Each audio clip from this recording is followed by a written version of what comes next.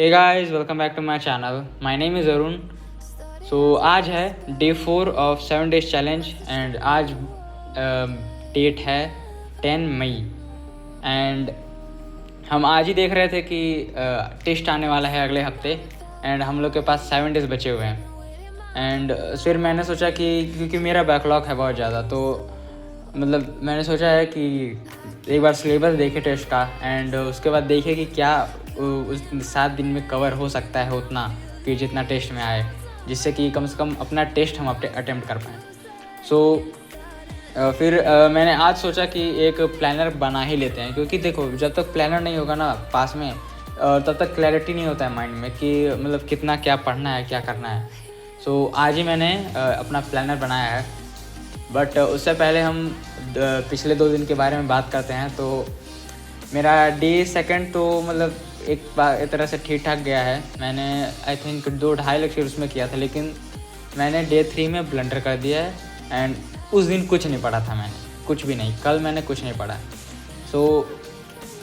First of all मैंने इसलिए नहीं पढ़ा था ना, क्योंकि केमिस्ट्री में जब हम फिर पढ़ने गए तो मतलब मुझे कुछ चीज़ें समझ नहीं आ रही थी। लाइक लेक्चर 4 जब मैंने पढ़ा ना, तो जितना भी लेक्चर 3 तक मैंने पढ़ा था वो सब भूल गया था। तो फिर मैंने सोचा कि संडे को क्या करते हैं कि जो भी जितना भी मैंने पढ़ लिया है पहले फिजिक्स केमिस्ट्री मैथ, उस सब का हम रिवीजन कर लेते हैं एक बार।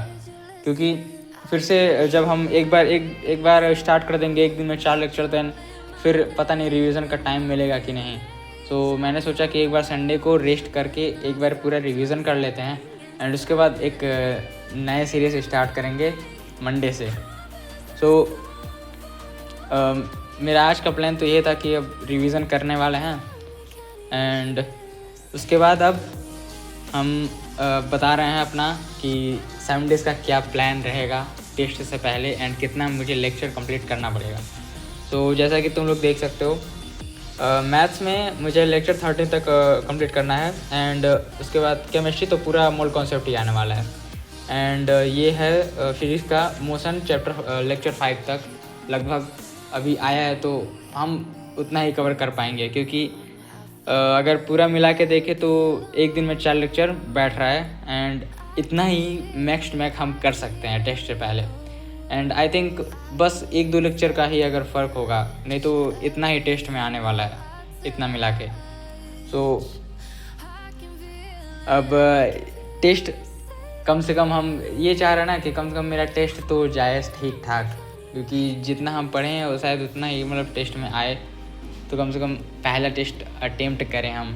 ऐसा नहीं हम चाह रहे हैं कि मतलब जो पढ़े ना हो उसको टेस्ट अटेम्प्ट करें एंड फिर ब्लैंक ही हो जाए, कुछ समझ ही ना आए एंड उसके बाद टेस्ट को एनालाइज ही नहीं कर पाएंगे हम जब मेरा सिलेबस ही नहीं कंप्लीट होगा।